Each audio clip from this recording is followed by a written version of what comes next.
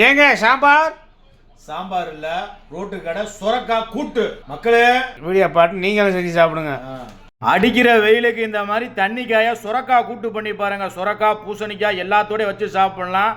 ஊறுகாயோட வச்சு போட்டு எரியணும். சுரக்காய்க்கு இந்த மாதிரி மொட்டையை போட்டு விட்டு நல்லா பொடி பொடியாக கட் பண்ணிக்கோங்க.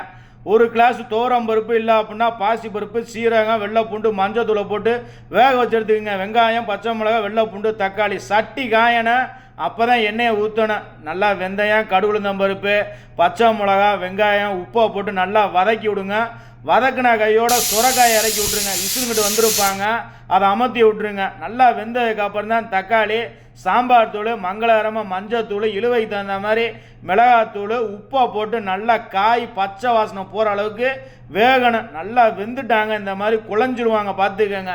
நல்லா கொலன்னு கூலாக கிண்டி வச்சுருந்த பருப்பை ஊற்றி வேணுங்கிற அளவுக்கு தண்ணியை ஊற்றி நல்லா ஜலப்புலா ஜங்கான்னு கொதிச்சதுக்கப்புறம் மலைச்சாத மாதிரி மல்லித்தலையை போட்டு இறக்குனீங்க அப்படின்னா அருமையான கிரேவி ரெடி.